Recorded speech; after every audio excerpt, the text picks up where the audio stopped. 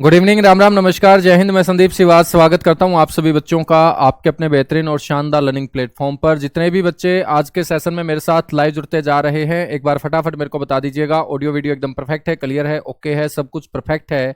तो माँ सरस्वती के आशीर्वाद से स्टार्ट करते हैं आज का अपना ये ज्योग्राफी लाइव सेशन। बच्चों, जहां हम पढ़ रहे थे अपने भारत के जलीय पड़ोसी, क्योंकि सातों के सातों स्थलीय पड़ोसी और पड़ोसियों से संबंधित जो बेसिक जानकारी थी वो मैं आप लोगों को बता चुका था। तो बच्चों, जलीय पड़ोसियों के अंदर हम सिर्फ दो पड़ोसियों को पढ़ेंगे जो हमारे जल में सबसे नजदीक होंगे, और जल में सबसे नजदीक है मेरे दोस्त श्रीलंका, जिसके बारे में मैंने आपको पूरा डिटेल से बता दिया था कि भारत और श्रीलंका जो है मेरे दोस्त वो किससे अलग होते हैं। वो एक स्ट्रेट से अलग होते हैं, उसको हम पाक जलडमरू मध्य बोलते हैं। और भारत और श्रीलंका के बीच में बच्चों जो आपको एक पुल नजर आएगा, जो पत्थरों का पुल है, जो पानी के बीचों बीच पत्थर आपको नजर आएंगे मेरे दोस्त, उनको हम एडम्स ब्रिज बोलते हैं, आदम का पुल बोलते हैं, ठीक है। और आदम के पुल के ठीक ऊपर की जो खाड़ी है बच्चों, उसका नाम था पाक खाड़ी। नीचे की जो खाड़ी है उसका नाम था मन्नार खाड़ी। मन्नार खाड़ी फेमस है मेरे बच्चों किसके लिए? मोतियों के लिए। और ये भारत का एक बहुत बड़ा जैव विविधता वाला क्षेत्र भी है, ठीक है। बच्चों, ये जो श्रीलंका है, श्रीलंका का जो सबसे बाहरी भाग भारत की तरफ है वो तिल्लाई मन्नार है। और बच्चों, श्रीलंका के सबसे नजदीक भारतीय जो राज्य होगा वो तमिलनाडु होगा। और तमिलनाडु राज्य का एक द्वीप है रामेश्वरम द्वीप। रामेश्वरम द्वीप का ही हिस्सा है पंबन। और पंबन का मेरे बच्चों सबसे लास्ट जमीनी भाग जो श्रीलंका की तरफ है उसको हम बोलते हैं धनुषकोडी। क्या बोलते हैं उसे? धनुषकोडी बोलते हैं, ठीक है। तो चलिएगा डिस्कस करते हैं मेरे दोस्त। अगला जो हमारा पड़ोसी है उसका नाम होगा मालदीव।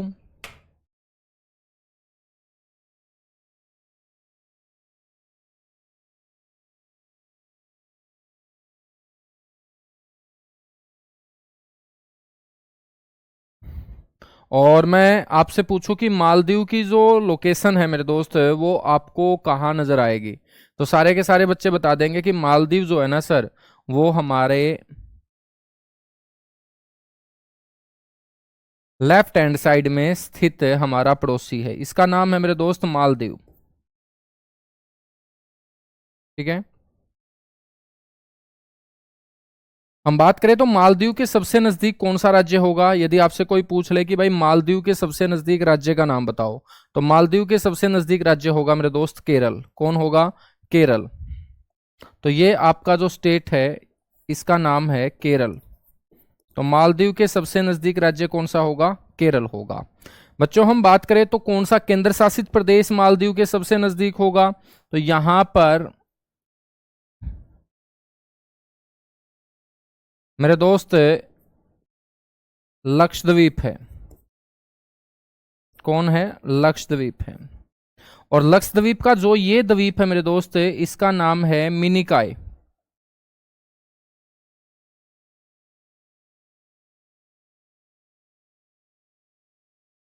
मिनिकॉय, इसको हम बोलते हैं मिनिकॉय, ठीक है।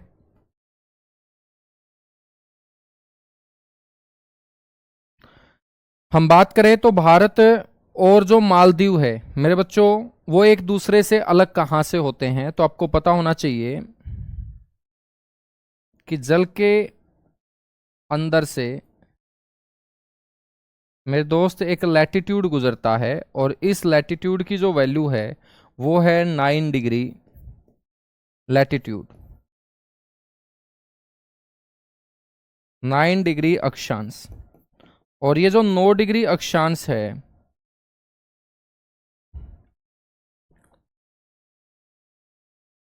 एक सेकेंड, ये बच्चों जो अक्षांश है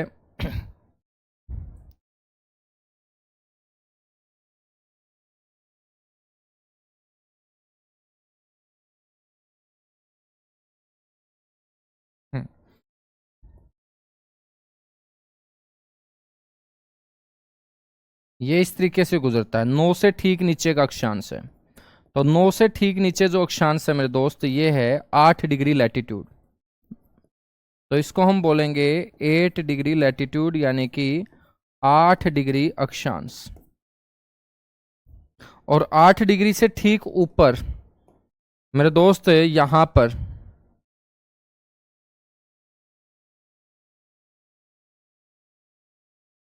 ये होगा 9 डिग्री लैटिट्यूड, 9 डिग्री अक्षांश। तो अपना जो भारत है बच्चों, मिनिकाय किसका हिस्सा होगा? भारत का ही हिस्सा होगा, क्योंकि ये लक्षद्वीप समूह का द्वीप है मेरे दोस्त। तो भारत यानी मिनिकाय और मालदीव बच्चों जो अपना जलीय पड़ोसी है, ये दोनों के दोनों एक दूसरे से जो अलग होंगे वो किससे अलग होंगे? 8 डिग्री अक्षांश से अलग होंगे।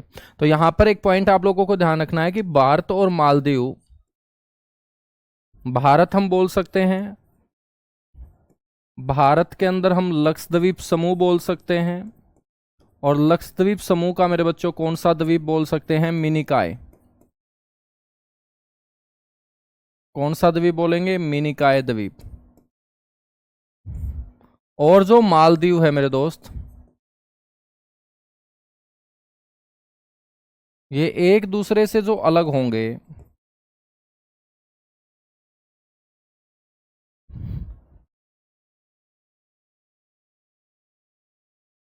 ये आपको ध्यान रखना है, 8 डिग्री लैटिट्यूड से अलग होंगे, या हम बोल सकते हैं 8 डिग्री अक्षांश से क्या होंगे? ये अलग होंगे, ठीक है ना।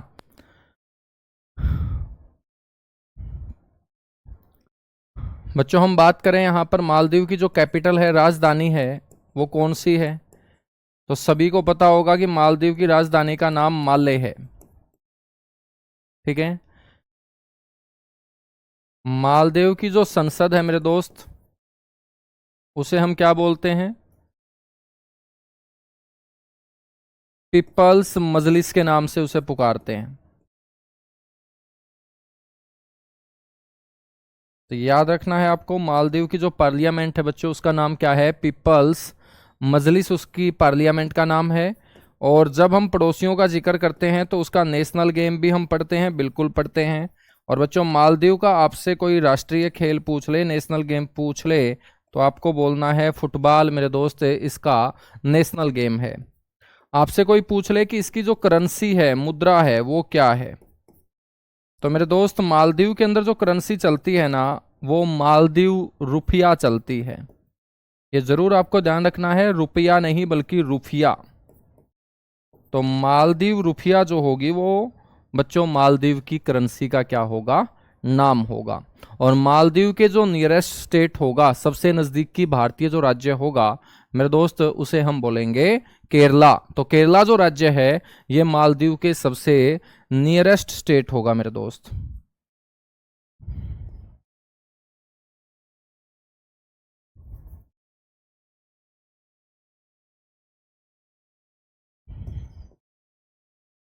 तो सबसे नजदीक राज्य और केंद्र शासित प्रदेश पूछ ले तो आप बोल देंगे लक्षद्वीप। क्या बोल देंगे? लक्षद्वीप बोल देंगे, ठीक है।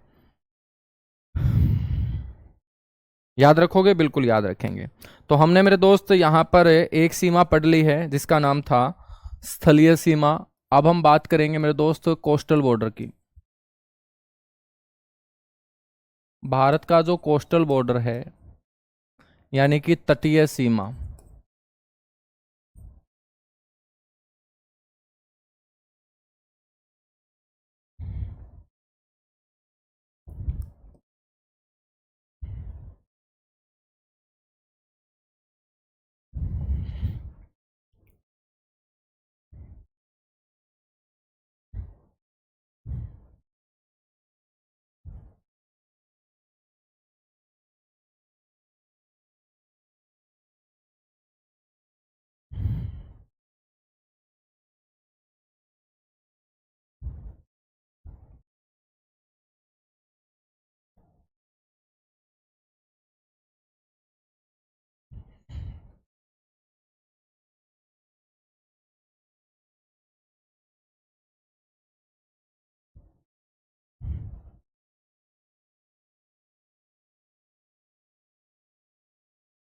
भाई अभी अच्छा ठीक है।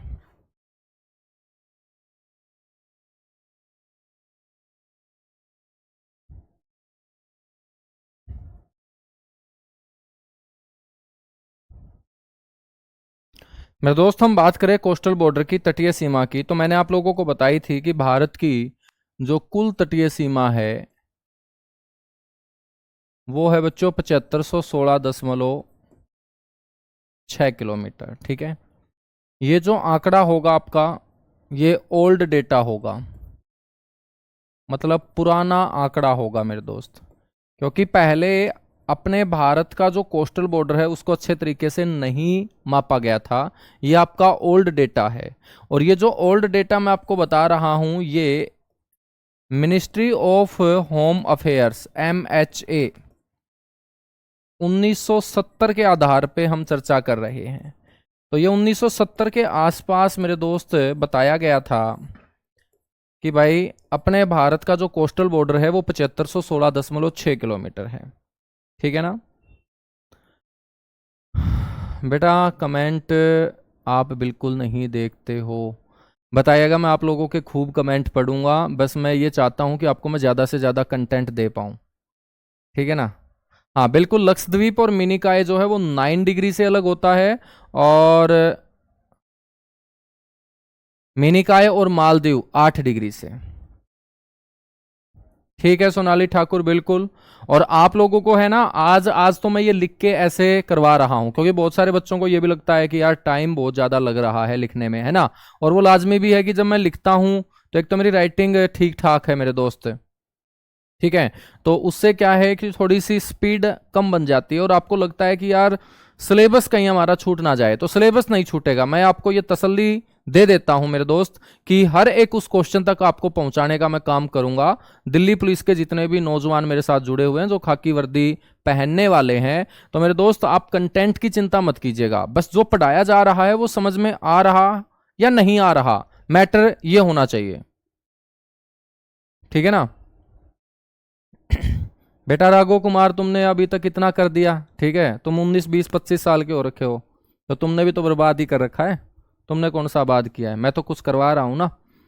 हाँ पुराना आंकड़ा मेरे दोस्त ये रहेगा। अब हम बात करेंगे नए डेटा की। तो नए डेटा के आधार पे ध्यान रखना है,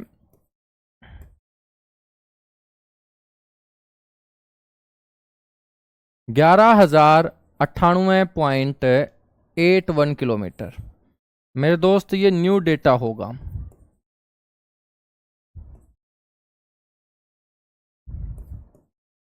मिनिस्ट्री ऑफ होम अफेयर, ठीक है, तो ये आपको ध्यान रखना है। तो आपको मैं फिर साथ के साथ है ना जो भी पॉइंट होंगे, और वो मैं पीपीटी में सेट करके बाइलैंग्वेज हिंदी में भी और इंग्लिश में भी तो समझाने का काम हम कर लेंगे, और उसके बाद लिखने में अपना समय खराब ना हो इस तरीके का इंतजाम हम करके चलेंगे। ठीक है, तो मेरा भी मन करता है कि मैं आप लोगों का समय खराब ना करवाऊं, ताकि आप लोग ज्यादा से ज्यादा सिलेक्शन निकाल सको। बच्चों हम बात करें तो जो ये कोस्टल बॉर्डर है हमारा, इस कोस्टल बॉर्डर के साथ मैंने आपको बताए थे कि भारत के कितने राज्य मेरे दोस्त? 9 राज्य, 9 राज्य। और इन 9 राज्यों के बच्चों कितने जिले हैं? 66 जिले, 66 डिस्ट्रिक्ट। और मेरे दोस्त 4 यूनियन टेरिटरी, 4 केंद्र शासित प्रदेश।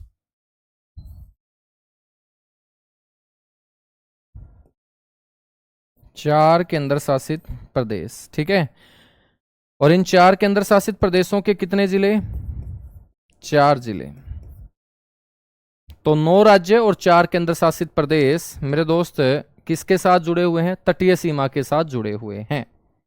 हम बात करें यहां से पुराने आंकड़े के आधार पे कि भाई मुख्य भारत की तटीय सीमा कितनी है,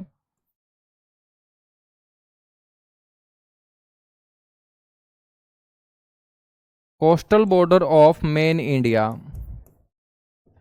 मेरे दोस्त मुख्य भारत की जो तटीय सीमा आपसे पूछ ली जाए तो आपको बोलना है 6100 किलोमीटर। यदि इस तरीके का क्वेश्चन आपसे पूछा जाए तो मुख्य भारत का मतलब क्या होता है? मुख्य भारत का मतलब होता है जिसके बिना अपना काम ना चले उसे हम मुख्य भारत बोलेंगे, जहां पर सारे के सारे राज्य एक दूसरे के साथ जुड़े हुए हैं। जो भारत आपको ये छपा हुआ नजर आ रहा है ये मुख्य भारत है। तो बच्चों इसके अलावा हमारे बहुत सारे जमीन के टुकड़े अरब सागर में हैं, बहुत सारे जमीन के टुकड़े हमारे बंगाल की खाड़ी में हैं, और इन जमीन के टुकड़ों को जो पानी के बीचों बीच हमें दिखाई दे रहे हैं इनको हम आइलैंड बोलते हैं, द्वीप बोलते हैं, आइलैंड बोलते हैं, द्वीप बोलते हैं मेरे दोस्त। ठीक है, तो ये आपको ध्यान रखना है। यदि हम इन द्वीपों को भी शामिल कर लें इस भारत के सामने तो मेरे दोस्त वो हमारा संपूर्ण भारत कहलाएगा। क्या कहलाएगा? संपूर्ण भारत कहलाएगा। ठीक है, तो ये 9 राज्य कौन कौन से हैं और 4 केंद्र शासित प्रदेश कौन कौन से हैं। तो पहले मैं 9 राज्य आपको बता देता हूं फटाफट। तो मानचित्र के ऊपर ध्यान दीजिएगा मेरे दोस्त, ये 9 राज्य कौन से हैं। इन 9 राज्यों के अंदर सबसे पहला राज्य है मेरे दोस्त गुजरात। गुजरात के बाद दूसरे नंबर पे है महाराष्ट्र। तीसरे नंबर पे है मेरे दोस्त ये गोवा। गोवा। चौथे नंबर पे है मेरे दोस्त यहां पर कर्नाटक। पांचवें नंबर पे है केरल। ठीक है, पांचवें नंबर पे कौन है, केरल। छठे नंबर पे हम बात करेंगे बच्चों जो पूर्व की तरफ है बंगाल की खाड़ी के साथ लगते तमिलनाडु। सातवां जो होगा बच्चों वो होगा आंध्र प्रदेश। आठवां जो होगा वो होगा उड़ीसा। और नौवां जो होगा बच्चों वो होगा पश्चिम बंगाल। कौन सा होगा, पश्चिम बंगाल। तो फटाफट आप लोगों को पता होना चाहिए इनके नाम कि मेरे दोस्त ये है गुजरात। और गुजरात जो है बच्चों इसको हम बोलेंगे लॉन्गेस्ट कोस्ट लाइन स्टेट।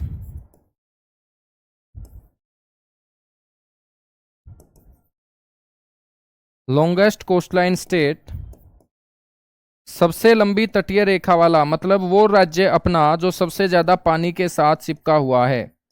तो मेरे दोस्त सबसे लंबी तटीय रेखा वाला राज्य आपका कौन सा हो जाएगा, गुजरात हो जाएगा। ठीक है, उसके बाद हम बात करें गोवा की।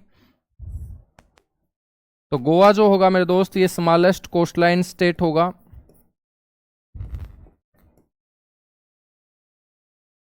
सबसे छोटी तटीय रेखा वाला राज्य, आपकी आंखें भी देख के बता देगी कि सबसे छोटा है गोवा। तो गोवा भी सबसे कम पानी के साथ चिपका हुआ है बच्चों, इसकी तटीय रेखा सबसे छोटी है। ठीक है, उसके बाद हम बात करेंगे बच्चों ये है आपका महाराष्ट्र।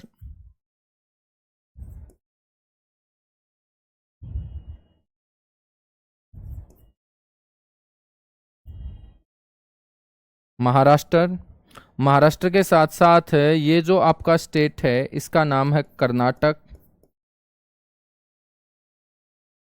इस स्टेट का नाम है मेरे दोस्त केरला, केरल। ये जो है आपका तमिलनाडु। तमिलनाडु के बाद बच्चों ये है आंध्र प्रदेश। आंध्र प्रदेश। और आंध्र प्रदेश जो होगा ये दूसरा सबसे लंबी तटीय रेखा वाला राज्य होगा बच्चों। हम बोलेंगे सेकंड लॉन्गेस्ट कोस्ट लाइन, दूसरा सबसे लंबी तटीय रेखा वाला राज्य। मेरे दोस्त गुजरात के बाद पुराने आंकड़े के आधार पे मैं चर्चा कर रहा हूं। यदि मैं 11,098.81 किलोमीटर जो नया डाटा है उसकी चर्चा करूंगा तो गुजरात के बाद दूसरा सबसे लंबी तटीय रेखा वाला जो राज्य है बच्चों वो तमिलनाडु बताया गया है। कौन सा बताया गया है, तमिलनाडु। लेकिन हम पुराने आंकड़े के ऊपर चर्चा करें तो दूसरा सबसे लंबी तटीय रेखा वाला जो राज्य होगा वो आपका आंध्र प्रदेश होगा। कौन सा होगा, आंध्र प्रदेश होगा। ठीक है, आंध्र प्रदेश के ऊपर मेरे दोस्त ये कौन है, ये सर उड़ीसा है। और ये ऊपर वाला बच्चों है पश्चिम बंगाल, जो बांग्लादेश के साथ सबसे ज्यादा चिपका हुआ है। ठीक है ना। तो 9 राज्य आप लोगों को पता लग चुके हैं और 9 राज्यों के कितने जिले हैं मेरे दोस्त, 66 जिले। अब हम बात करेंगे इन 4 केंद्र शासित प्रदेशों की। इन 4 केंद्र शासित प्रदेशों में मेरे दोस्त सबसे पहले नाम आता है अंडमान निकोबार का। टोटल केंद्र शासित प्रदेश कितने हैं भारत के अंदर आज के समय, 8 केंद्र शासित प्रदेश हैं। तो उन 8 में से 4 मेरे दोस्त पानी के साथ लगते हैं, जिसमें एक अंडमान निकोबार है, एक आपका बच्चों दमन दीव, दमन दीव और दादर नागर।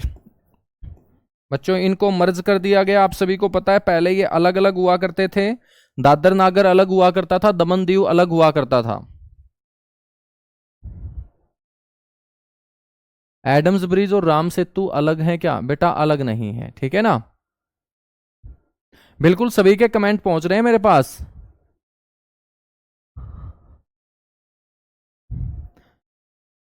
बहुत बढ़िया भाई श्रुति, मेरे भी कमेंट देख लिया करो, मेरे से डाउट ही नहीं लिए जाते। बेटा डाउट तो मैं लूंगा, आपको नहीं लेने, आपको तो डाउट बताने हैं। एक बार रिपीट कर दीजिएगा, मैं रिपीट भी कर दूंगा बेटा, और बताइएगा। सर स्क्रीन के ऊपर एक लोगो आ रहा है, बिल्कुल बेटा ये लोगो आ रहा है और ये है मांगेराम। हमारे हरियाणा में मेरे दोस्त मांगेराम है और मांगेराम को हमने उल्टा लटका रखा है, तो मांगेराम को उल्टा लटका देंगे तो ये बन जाएगा डब्लू। क्या बन जाएगा? डब्लू। और ये डब्लू हटेगा नहीं, क्योंकि आज कैमरा के अंदर ही मेरे दोस्त ये डब्लू आया हुआ है।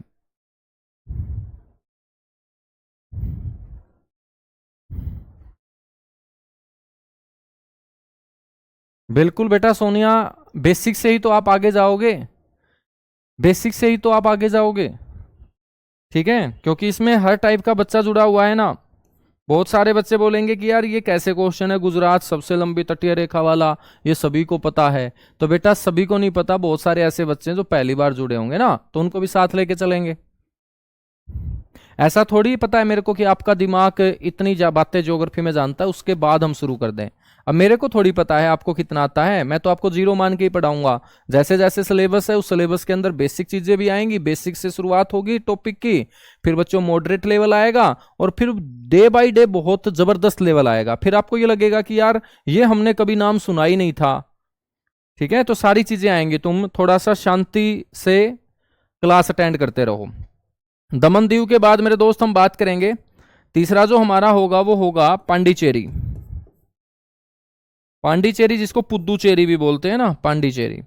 और पांडिचेरी एक ऐसा केंद्र शासित प्रदेश भी है जिसकी जमीन 3 राज्यों में फैली हुई है, आंध्र प्रदेश में, तमिलनाडु में और केरल में। और केरल के अंदर पांडिचेरी का एक जिला है बच्चों माहे, और माहे जिला जो है ना वो सबसे छोटा जिला है, वो सबसे छोटा जिला है, ठीक है ना। हाँ, तो ये आपको ध्यान रखना है। पांडिचेरी के बाद चौथा जो केंद्र शासित प्रदेश होगा वो लक्षद्वीप होगा। कौन सा होगा? लक्षद्वीप होगा। और बच्चों ये अंडमान निकोबार जो है ना, ये पानी के साथ तुम्हें पता होना चाहिए कितना चिपका हुआ है। तो बच्चों भारत और चीन के बीच युद्ध कब हुआ था? गुरुजी 1962 में। तो याद रख लेना मेरे दोस्त, गुजरात से भी ज्यादा पानी के साथ कौन चिपका हुआ है? अंडमान निकोबार।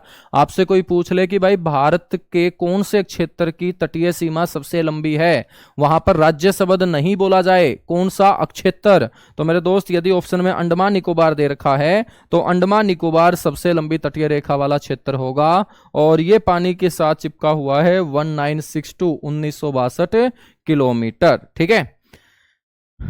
यहां तक चीजें क्लियर हुई? बिल्कुल क्लियर हुई। तो मेरे दोस्त हमने तटीय सीमा पढ़ ली है, हमने स्थलीय सीमा पढ़ ली है, तो अब हम कौन सी सीमा पढ़ेंगे?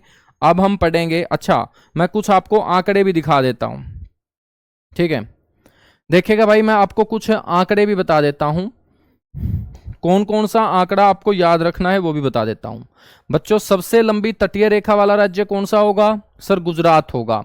और गुजरात का बच्चों यदि हम बात करें पुराने आंकड़े के आधार पे, तो इसकी जो कोस्ट लाइन होगी, तटीय रेखा होगी, वो 12-14.7 किलोमीटर होगी। और ये वर्तमान का आंकड़ा है बच्चों, जब हम पढ़ते हैं हमारी तटीय रेखा 11,098.81 किलोमीटर। तो मैं दोनों के दोनों आंकड़े आप लोगों के लिए लेके आया हूं, ओल्ड डेटा भी और नया डेटा भी, ठीक है। दूसरे नंबर पे मेरे दोस्त हम देख रहे हैं यहां पर आंध्र प्रदेश।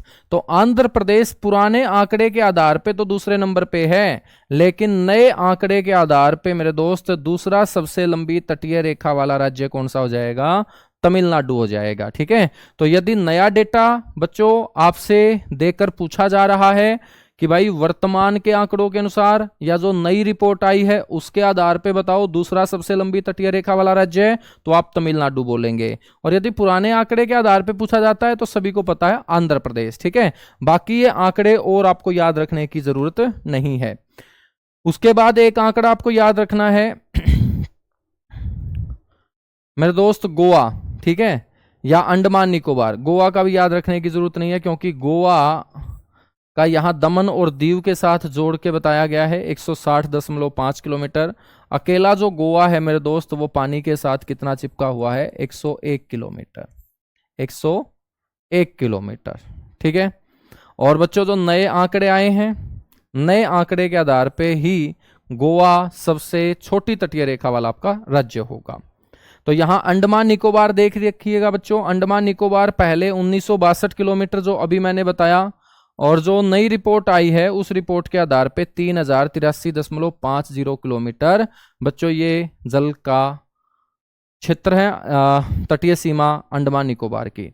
बच्चों पुराना आंकड़ा ये मैंने आपको पढ़ाया है, और नया आंकड़ा जो आप बोल रहे हो 11,098.8 किलोमीटर, वो ये आंकड़ा है। ठीक है ना। तो आपको याद कौन से आंकड़े याद रखने हैं, यहां से सारे आंकड़े याद नहीं रखने। आपको याद रखना है एक तो अंडमान निकोबार, जिसको मैं ब्लू कलर से टिक करूं उसको याद रखेंगे। एक तो आपको याद रखना है अंडमान निकोबार, एक आपको याद रखना है गोवा। ये गोवा पहले 101 किलोमीटर, अब 193। और एक आपको याद रखना है गुजरात। बच्चों पहले भी सबसे लंबी तटीय रेखा वाला राज्य है, अब भी सबसे लंबी तटीय रेखा वाला राज्य है। और एक आपको ध्यान रखना है आंध्र प्रदेश। आंध्र प्रदेश की तटीय रेखा पहले थी 973.7, और एक याद रखना है तमिलनाडु का वर्तमान में जो आंकड़ा है 1068.69 किलोमीटर। ठीक है ना।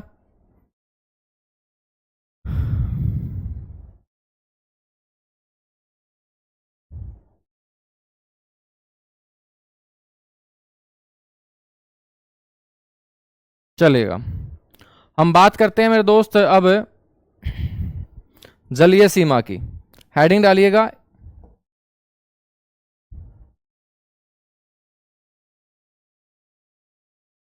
भारत की जलीय सीमा पढ़ेंगे बच्चों। हमने स्थलीय सीमा पढ़ ली, तटीय सीमा पढ़ ली, अब हम बात करेंगे जलीय सीमा की। और जलीय सीमा का मतलब है एक्वेटिक बाउंड्री।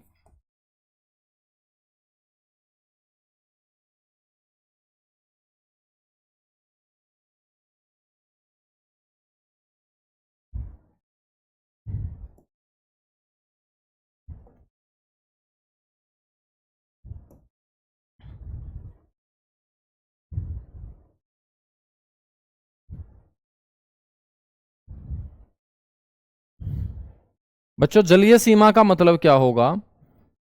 जलीय सीमा का मतलब होगा कि भारत का जल के ऊपर अधिकार कितनी दूरी तक है, उसे हम क्या बोलेंगे? जलीय सीमा बोलेंगे। आप सभी को पता है कि बच्चों राइट हैंड साइड के अंदर जो जल है, भारत के राइट हैंड साइड के अंदर जो जल है, इस जल को हम बोल देते हैं बे ऑफ बंगाल।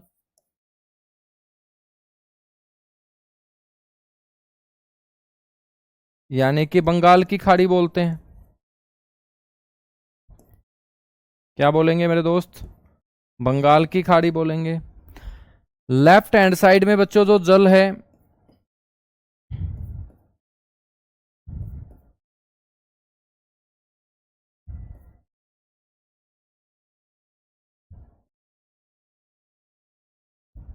बच्चों इसको हम बोलते हैं अरेबियन सी,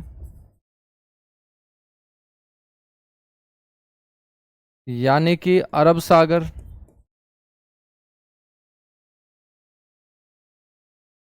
और नीचे की तरफ जो मेरे दोस्त ये जल है, इसको हम बोलते हैं इंडियन ओशियन, यानी कि हिंद महासागर। और हिंद महासागर भारत के दक्षिण में है, और दक्षिण की तरफ बच्चों पैर होते हैं। इसीलिए बोला जाता है कि भारत के पैरों को कौन धोता है? हिंद महासागर। भारत के पैर या चरणों को धोता है बच्चों।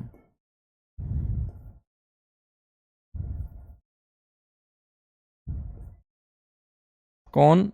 इंडियन ओशियन, हिंद महासागर, जिसकी आकृति बच्चों एम के जैसी है। जो आपके स्क्रीन के ऊपर आ रखा है ना, डब्लू दिख रहा होगा, ये है एम, तो एम के जैसा आपको दिखता है मेरे दोस्त।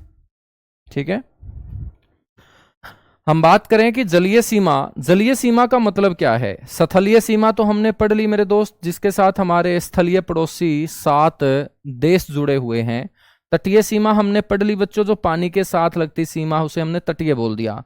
जलीय सीमा का मतलब क्या होगा कि कोई भी देश, उस देश के यदि कोई सागर, कोई खाड़ी, कोई समुद्र लग रहा है, तो उस समुद्र सागर या खाड़ी के जल के ऊपर कितनी दूरी तक हमारा अधिकार होगा। बच्चों जल के अधिकार के बारे में हमें कौन बताएगा, जलीय सीमा। अब अरब सागर भी भारत को छूता है, बंगाल की खाड़ी भी छूती है, हिंद महासागर भी छूता है, लेकिन मेरे दोस्त इस जल के ऊपर हमारा जो अधिकार होगा ना वो कितनी दूरी तक होगा। ऐसा थोड़ी है कि पूरी की पूरी बंगाल की खाड़ी हमारी है, ना ऐसा है कि पूरा का पूरा अरब सागर हमारा है। तो इस खाड़ी और इस सागर के अंदर जो जल भरा पड़ा है, इस जल के ऊपर कितनी दूरी तक हमारा अधिकार होगा, उसी को हम क्या बोलेंगे बच्चों, जलीय सीमा बोलेंगे। ठीक है बच्चों, जो भी देश जिनके आसपास जल लगता है उनके अंदर जल को लेकर टकराव की स्थिति उत्पन्न ना हो, बच्चों इसके लिए 1982 के अंदर एक कानून पारित कर दिया गया। 1982 के अंदर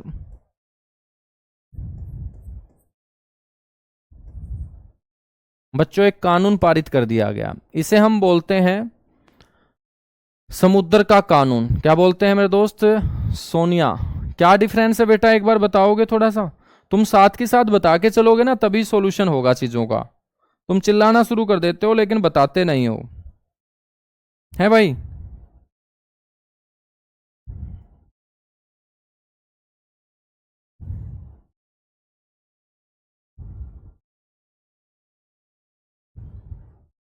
नहीं बेटा, नाम नहीं पूछे जाएंगे इनके। तो आपको ध्यान रखना है 1982 के अंदर मेरे दोस्त एक कानून आया जिसको हमने बोल दिया अनक्लोज। ये क्या है अनक्लोज? इसकी फुल फॉर्म होगी यूनाइटेड नेशन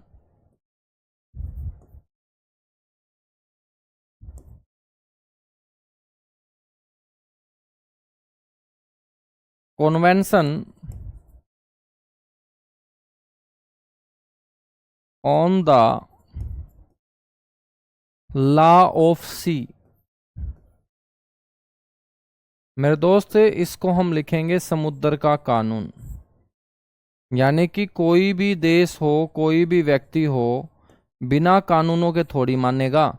तो बच्चों किसी भी चीज को सिस्टमेटिक ढंग से चलाने के लिए, शांति बनाए रखने के लिए कानूनों की जरूरत पड़ेगी। ठीक है, और 1982 के अंदर मेरे दोस्त कानून बनाया जाता है उन देशों के लिए जिन देशों के बच्चों आसपास कोई सागर है, खाड़ी है, और उस सागर खाड़ी के ऊपर उस देश का अधिकार तय किया जा सके।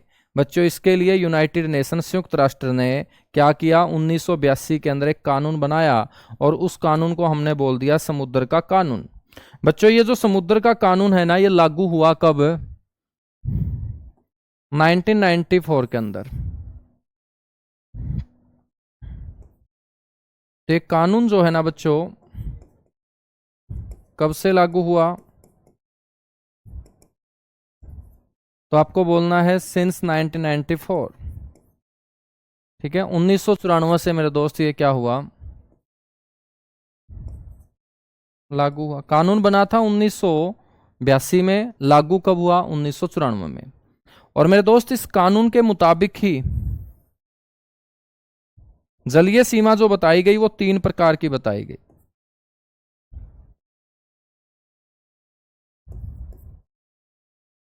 जलीय सीमा जो बताई गई, वाटर बाउंड्री जो बताई गई बच्चों, वो कितने टाइप की बताई गई? 3 टाइप की बताई गई। ठीक है, ये 3 टाइप कौन से होंगे? इन 3 टाइप के अंदर मेरे दोस्त एक सीमा का नाम है टेरिटोरियल जोन। बच्चों इसे हिंदी में बोलते हैं भूभागीय क्षेत्र। क्या बोलते हैं इसे? भूभागीय क्षेत्र बोलते हैं।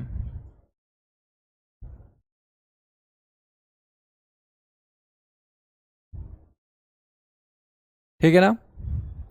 तो टेरिटोरियल जोन बच्चों इसे क्या बोलेंगे? भूभागीय क्षेत्र। दूसरा जो जल के अंदर भाग होगा उसे हम बोलेंगे कॉन्टिग्यूअस जोन। इनको हम समझेंगे, टेंशन मत लो तुम। बस एक बार मैं बता रहा हूं कि समुद्र के कानून के मुताबिक जो जलीय सीमा होती है या जो जल वाला क्षेत्र है उसको 3 भागों में बांटा जाता है। एक टेरिटोरियल जोन, भूभागीय क्षेत्र, एक कॉन्टिगस जोन, संलग्न क्षेत्र, और एक होता है एक्सक्लूसिव इकोनॉमिक जोन।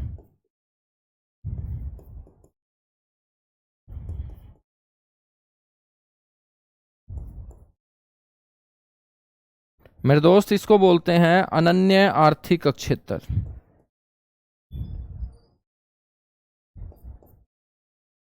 इसको हम क्या बोल देंगे? इसको हम बोल देंगे अनन्य आर्थिक क्षेत्र।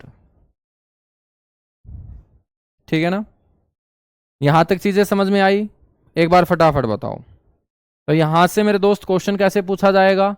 क्वेश्चन आपसे पूछा जा सकता है कि अनक्लोज क्या है, तो तुम बता दोगे इसकी फुल फॉर्म जो मैंने आपको बताई है। आपसे पूछ लेगा कि ये समुद्र का कानून किस साल बना था, तो आप बोलेंगे 1982 में। आपसे पूछ लेगा कि ये कब लागू हुआ था, तो आप बोलेंगे 1994 से। आपसे पूछ लेगा कि अनक्लोज के आधार पे जो जलीय सीमा होती है, जो समुद्री सीमा होती है मेरे दोस्त, वो कितने प्रकार की होती है, तो आप बोल देंगे कि 3 प्रकार की होती है। ठीक है ना?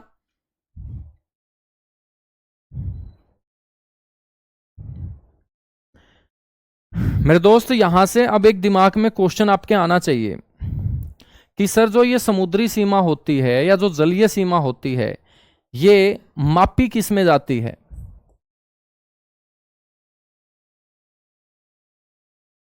मेरे दोस्त ये समुद्री सीमा जो मापी जाती है वो मापी जाती है नॉटिकल मील में।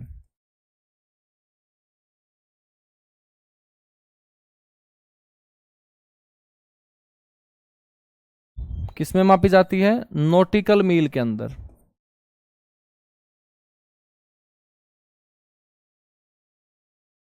जिसको शॉर्ट फॉर्म में बोलेंगे NM। अब हमने तो जो दूरी मापी है हमेशा, वो बच्चों मीटर में मापी है या किलोमीटर में। अब नॉटिकल मील में तो हमने कभी दूरी मापी नहीं, तो हमें नॉटिकल मील को समझना हो तो आप समझोगे मीटर या किलोमीटर में। और बच्चों यदि आप अपना समुद्री जहाज लेके पानी में उतर जाओ और आपका समुद्री जहाज जब बच्चों 1852 मीटर आगे निकल जाएगा, तो आप बोल दोगे कि ही मेरा समुद्री जहाज 1 नॉटिकल मील की दूरी तय कर चुका है। तो मेरे दोस्त 1 नॉटिकल मील जो होता है वो किसके इज इक्वल टू होता है? 1852 मीटर के। या हम ये भी बोल सकते हैं 1.852 किलोमीटर।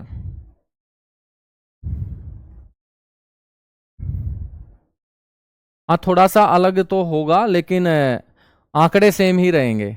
ठीक है ना? सभी का पढ़ाने का अपना अलग अलग तरीका है।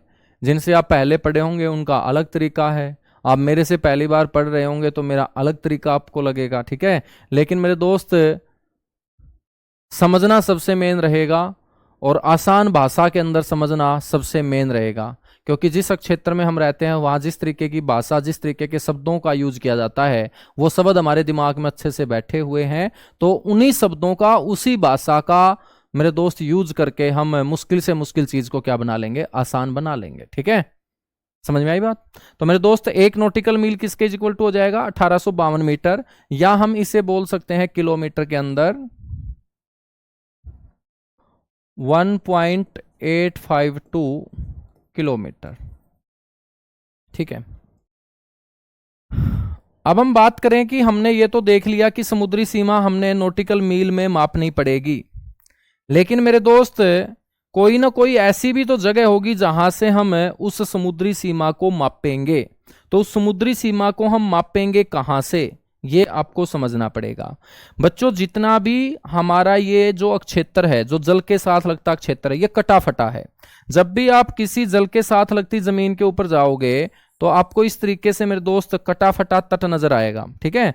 ऐसा नहीं है कि जो भी जल के साथ जमीन लगती है वो इस तरीके से आपको बिल्कुल प्लेन मिलेगी। प्लेन नहीं मिलेगी, कट और ये कटा फटा आपको हमेशा तट नजर आएगा। तो जिस भी कोस्ट के पास आप जाओगे, जिस भी तट के पास आप जाओगे, या किसी भी समुद्र के साथ लगते क्षेत्र को देखोगे, हमेशा उसका जो कोस्टल बॉर्डर होता है वो कटा फटा नजर आएगा। मेरे दोस्त कटा फटा नजर आएगा तो एक ऐसा भाग जो जल की तरफ निकला होगा, एक ऐसा जमीनी भाग जो जल की तरफ आगे की तरफ गया होगा, और जल की तरफ गए हुए उन सारे के सारे भागों को यदि मेरे दोस्त मैं एक रेखा से मिला दूं, यदि इन कटे फटे तटों को मैं देखूं और कटे फटे तटों को देखते हुए ये देखूं कि भाई जल की तरफ आगे की ओर गया हुआ जमीनी भाग है, और उन सारे के सारे जमीनी भागों को यदि मैं मिला दूं तो मेरे दोस्त मिलाने वाली ये रेखा आपकी कहलाती है आधार रेखा। इसे हम क्या बोलते हैं? आधार रेखा बोलते हैं। यानी कि इसे हम बोलते हैं बेस लाइन। क्या बोलते हैं मेरे दोस्त? इसे हम बेस लाइन बोलते हैं। समझ में आई बात?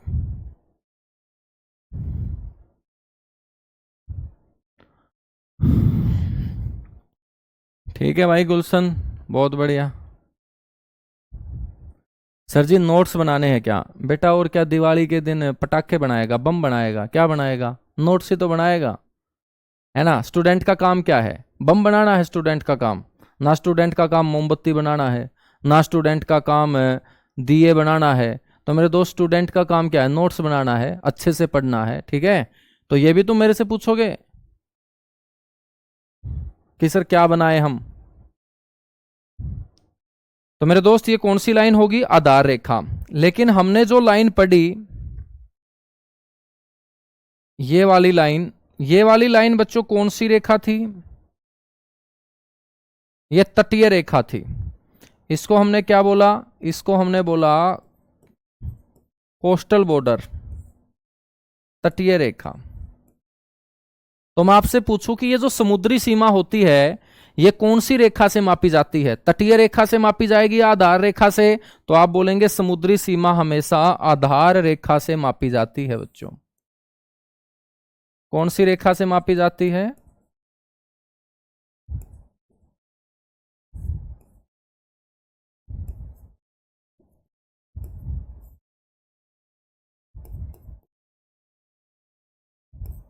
आधार रेखा से मेरे दोस्त मापी जाती है।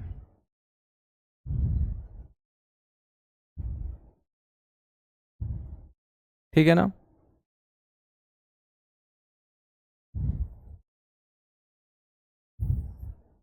समझ में आई बात? बिल्कुल समझ में आई। अब मेरे दोस्त आप देखिएगा कि यदि ये हमारी तटीय रेखा है और ये हमारी आधार रेखा है, तो बच्चों इसके बीच में जल आया है, बिल्कुल यहां पर आपको क्या नजर आएगा? जल नजर आएगा। और बच्चों ये जो जल है ये कौन सी दो रेखाओं के बीच है? एक तो कोस्टल बॉर्डर और एक बच्चों बेस लाइन। यानी कि तटीय रेखा और आधार रेखा के बीच का जो ये जल होगा इसे हम किस नाम से जानेंगे? तो मेरे दोस्त इसे हम बोलते हैं इनलैंड वाटर। इसे हम क्या बोलेंगे? आंतरिक जल बोलेंगे। तो आपसे कोई पूछ ले कि आंतरिक जल कौन सा होता है, तो आपको बोलना है आंतरिक जल होता है आधार रेखा और तटीय रेखा के बीच वाला जल। तो आधार रेखा और तटीय रेखा के बीच वाले जल को हम क्या बोलते हैं मेरे दोस्त? हम बोलते हैं आंतरिक जल। क्या बोलते हैं? आंतरिक जल। ठीक है ना। समझ में आई बात? अब आ जाइएगा बच्चों, अब हम पढ़ रहे हैं यहां पर पहली हमारी सीमा, तो हम आधार रेखा से मापेंगे। आधार रेखा से बेटा मैंने आपको दे दिया एक समुद्र में चलने वाला स्कूटर, ठीक है। और समुद्र में चलने वाले स्कूटर के ऊपर आपने उसको 12 नॉटिकल मील तक दौड़ाया। तो 12 नॉटिकल मील तक का जो क्षेत्र होगा मेरे दोस्त इसे कहा जाता है टेरिटोरियल जोन। इसको शॉर्ट फॉर्म में लिखेंगे TZ, टेरिटोरियल जोन इसे बोलेंगे, ठीक है। तो बच्चों आधार रेखा से 12 नॉटिकल मील तक का जो क्षेत्र होगा बच्चों इसे हम बोलते हैं भूभागीय क्षेत्र। हिंदी में क्या बोल देंगे? हिंदी में बोल देंगे सर भूभागीय क्षेत्र। और बच्चों ये जो भूभागीय क्षेत्र होता है ना, इस क्षेत्र के ऊपर इस 12 नॉटिकल मील तक का जो भी जल होगा इस जल के ऊपर हमारे देश का पूर्ण अधिकार होगा बच्चों। इस जल के अंदर हमें कुछ भी मिल जाए, हमें कोई खनिज मिल जाए, सारी की सारी मछलियां हो बच्चों, पूरा का पूरा जैव विविधता वाला एरिया हो, वो सारा का सारा किसका होगा? हमारा होगा। तो मैं आपसे क्वेश्चन पूछ लूं कि हमारी जो 3 दिशाओं में जल लगता है बच्चों, एक अरब सागर, एक बंगाल की खाड़ी, एक हिंद महासागर, तो इन 3 दिशाओं में जो जो जल भरा पड़ा है, तो भारत का अधिकार पूर्ण रूप से कितने नॉटिकल मील तक होगा? तो आप बोलेंगे 12 नॉटिकल मील तक भारत का पूर्ण रूप से अधिकार होगा। इसके ऊपर कुछ भी आ जाए, इस जल में कुछ भी मिल जाए, वो किसका होगा? हमारा होगा मेरे दोस्त, ठीक है ना। तो जिस क्षेत्र के ऊपर हमारा पूर्ण रूप से अधिकार होगा, तो उसकी हमें क्या करनी पड़ेगी बच्चों? रक्षा भी करनी पड़ेगी कि कोई दूसरा घुसपैठिया पानी के रास्ते अपने जमीन के ऊपर ना आ जाए। तो मेरे दोस्त इसी जल के अंदर कोस्ट गार्ड जो है ना, वो क्या देते हैं? पहरा देते हैं। तो कोस्ट गार्ड की भर्ती निकलती है ना, तो कोस्ट गार्ड का काम क्या है? कोस्ट गार्ड का काम है इस 12 नॉटिकल मील वाले जल के अंदर चक्कर लगाना कि कोई भी घुसपैठिया यदि इस 12 नॉटिकल मील वाले जल में हमें मिला, तो बच्चों उसकी गर्दन पकड़ के उसको जेल में ठोकने का काम हम कर देंगे। समझ में आई बात? ठीक है सर।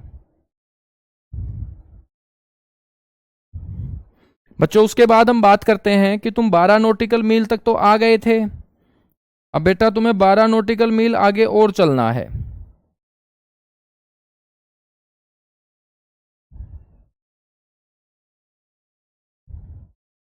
तुम 12 नॉटिकल मील आगे और चलोगे, ठीक है। तुम 12 नॉटिकल मील आगे और आए, लेकिन मेरे दोस्त बेस लाइन से तुम कितना आगे आए हो? बेस लाइन से तुम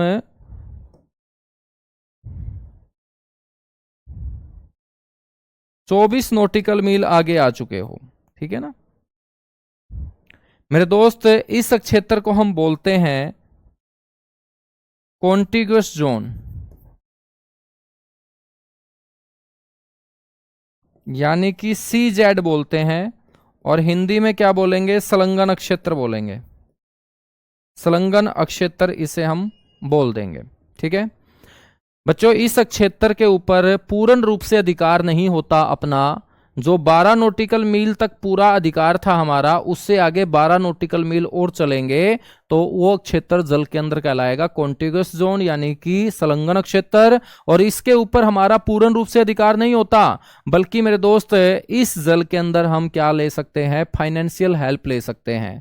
फाइनेंशियल हेल्प का मतलब है कि भाई दूसरे देशों के जो समुद्री जहाज व्यापार करते हैं जल के माध्यम से, बच्चों इस क्षेत्र में यदि वो समुद्री जहाज आएंगे तो उनसे हम आगे जाने का टैक्स लेंगे। जैसे हम रोड के ऊपर चलते हैं तो टोल टैक्स आ जाता है, ऐसे ही तुम समझ लो कि भाई जल के अंदर समुद्री जहाजों के जो टोल टैक्स हैं वो कौन से जल के अंदर होंगे? कॉन्टिगस जोन के अंदर होंगे। वित्तीय सहायता, फाइनेंशियल हेल्प लेने का अधिकार किसी भी देश को मेरे दोस्त कौन से जल में होगा? कॉन्टिगस जोन में होगा, संलग्न क्षेत्र में होगा, ठीक है।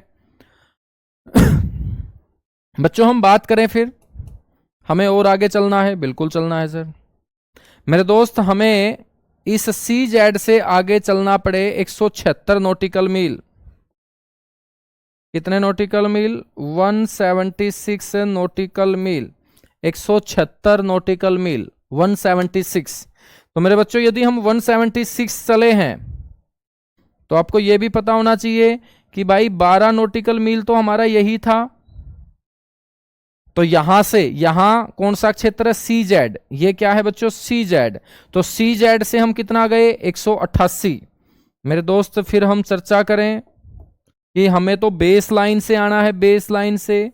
तो बच्चों 12 नॉटिकल मील और, तो 12 नॉटिकल मील ये, 12 नॉटिकल मील ये, कितना हुआ मेरे दोस्त? 24, और 176 ये, तो 176 और 24 कितने होंगे? 200।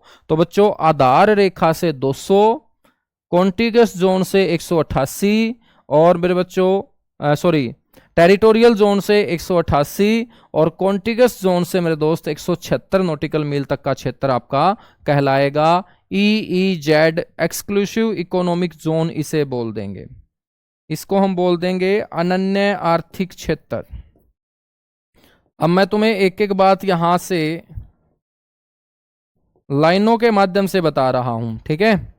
यहां तक चीजें क्लियर हुई? एक बार फटाफट बता दो।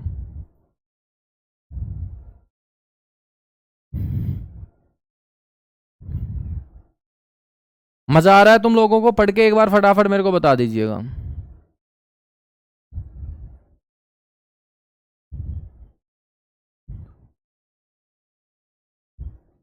हाँ, अब कुछ बच्चे ये बोलेंगे कि सर इतना डीप नहीं आएगा।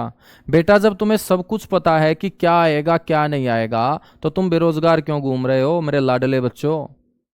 हैं? तुम्हारा मन करता है कि तुम्हारे घर के अंदर आके मैं आमने सामने बैठा के तुमसे पूछूं कि आखिर तुम चाहते क्या हो? ठीक है, तुम नौकरी चाहते हो तो चुपचाप पढ़ते रहो। ये तुम्हारा काम नहीं है क्या आएगा क्या नहीं आएगा। तुम्हारा काम है जो भी आएगा पेपर में वो हर हाल में ठीक करना पड़ेगा बस। ठीक है ना? हाँ, ये तुम्हारा काम नहीं है सोचना कि क्या आएगा क्या नहीं आएगा। ये काम है मेरे दोस्त पेपर बनाने वाले का है और टीचरों का है। ठीक है, आपका काम है कि जो भी आए, आसान आए तो आसान भी ठीक करना पड़ेगा, मुश्किल आए तो मुश्किल भी ठीक करना पड़ेगा। और जब तुम्हें सब कुछ पता है, ये आएगा ये नहीं आएगा, इतना आसान पूछा जाएगा इतना मुश्किल नहीं पूछा जाएगा, तो बेटा तुम कर क्यों रहे हो अभी तक तैयारी? ठीक है, तुम्हें तो कहीं ना कहीं फिर नौकरी के ऊपर चढ़े होना चाहिए था। तुम बेरोजगार क्यों हो? तुम बेरोजगार इसीलिए हो क्योंकि तुम इन्हीं बातों को तय करते रहते हो कि ये आएगा ये नहीं आएगा, ये आएगा ये नहीं आएगा, और जो भी पेपर में आता है वो फिर तुम्हें आता नहीं है ना? हाँ, तो तुम ये मत सोचा करो, जो तुम्हारा हाथ में है वो करो, तुम्हारे हाथ में मेहनत करना। अब हम यहां पर मेरे दोस्त चर्चा करेंगे, फटाफट मैं आपको बता रहा हूं।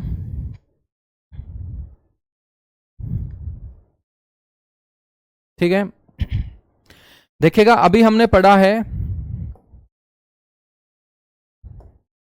बच्चों, सबसे पहली जो सीमा होगी वो होगी प्रादेशिक जल सीमा, जिसको हमने बोला टेरिटोरियल जोन, टेरिटोरियल सी। ये आपको ध्यान रखना है कि बच्चों ये मेन वाटर रेंज होती है। कोई भी देश, उस देश के सबसे नजदीक का जो जल होगा उसी को हम प्रादेशिक जल सीमा बोलते हैं। ये मुख्य जलीय सीमा होती है। और मैंने आपको ये बताया ना कि भाई जलीय सीमा कहां से मापी जाएगी? आधार रेखा से, बेस लाइन से। तो मेरे दोस्त आधार रेखा से आपको 12 नॉटिकल मील आगे जाना पड़ेगा, और इस जल को हम बोलते हैं प्रादेशिक जल, या इंग्लिश में बोलते हैं टेरिटोरियल सी।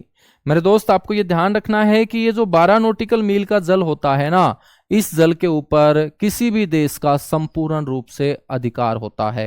हम 12 नॉटिकल मील भारत के क्षेत्र का जिक्र करें तो बच्चों इसके ऊपर भारत का संपूर्ण रूप से क्या होगा? अधिकार होगा। ठीक है,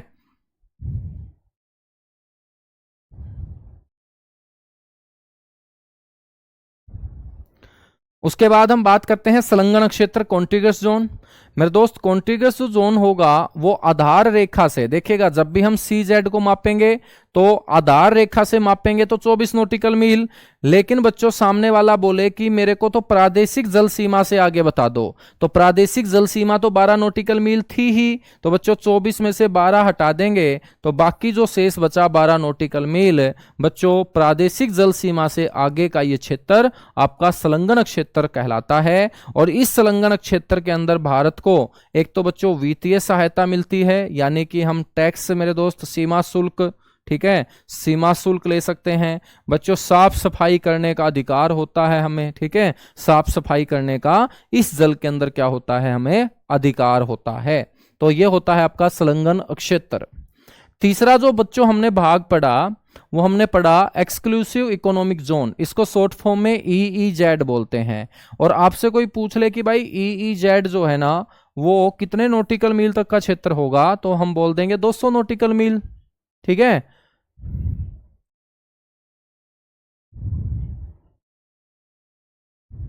बिल्कुल एक मोटिवेशनल शायरी हो जाएगी, बिल्कुल हो जाएगी भाई मोटिवेशनल शायरी।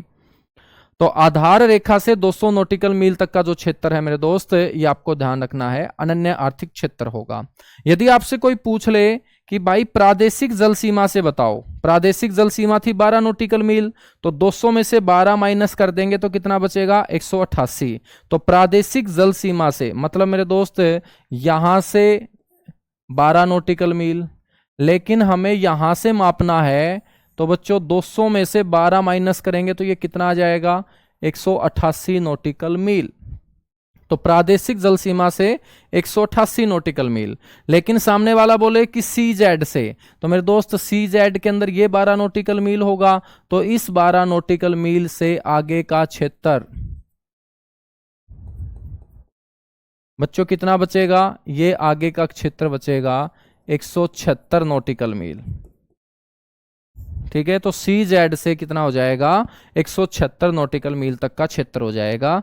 और मेरे दोस्त ये जो आपका EEZ होता है जल का क्षेत्र, इसमें किसी भी देश को वैज्ञानिक अनुसंधान साइंटिफिक रिसर्च, और मेरे दोस्त जो नए नए द्वीप हैं, यदि कोई भी देश कृत्रिम द्वीप बनाना चाहता है जल के बीचों बीच, तो बच्चों वो कौन से जल के अंदर बना सकता है, वो EEZ वाले जल के अंदर नए द्वीप बना सकता है। अब आपसे कोई पूछ ले कि भाई ये जो 200 नॉटिकल मील तक का क्षेत्र आपने पढ़ाया, तो इस 200 नॉटिकल मील से आगे का जो क्षेत्र होता है वो क्या कहलाता है? तो मेरे लाडले बच्चों, इससे आगे का जो क्षेत्र कहलाता है हाई सी, उच्च सागर। इसे हम क्या बोलते हैं? उच्च सागर बोलते हैं, उच्च सागर इसे बोलते हैं। ठीक है,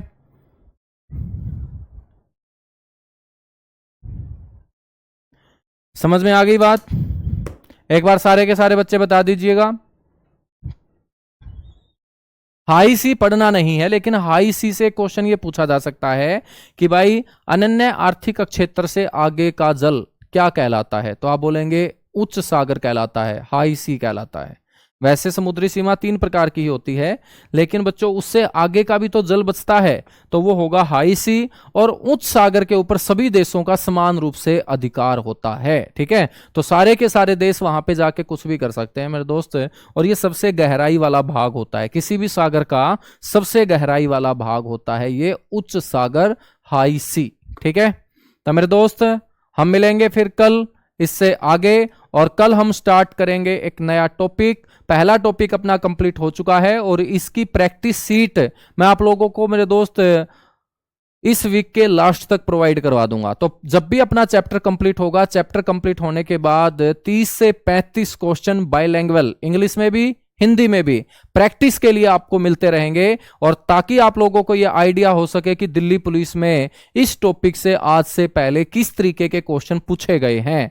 और बच्चों, जब आप लोगों की आंखों के सामने दिल्ली पुलिस के अंदर पूछे गए वो क्वेश्चन आएंगे, तब आपको यह लगेगा कि हमने जो पहला चैप्टर पढ़ा है बिल्कुल एग्जाम ओरिएंटेड पढ़ा है, जैसा पहले के पेपरों में पूछा गया ठीक उसी बच्चों ट्रैक के ऊपर हम पढ़ते जा रहे हैं। ठीक है, तो चलेगा, thank you, bye bye, love you आप सभी को। आप और आपका परिवार खुश रहे, और इसी तरीके से आप लोग हंसते रहें, मुस्कुराते रहें, और खाकी की जंग मेरे दोस्त मजबूती से लड़ते रहें, और हर हाल में ये खाकी की जंग हम जीत के रहेंगे। खाकी वर्दी आप लोग जरूर पहनोगे। थैंक यू बच्चों।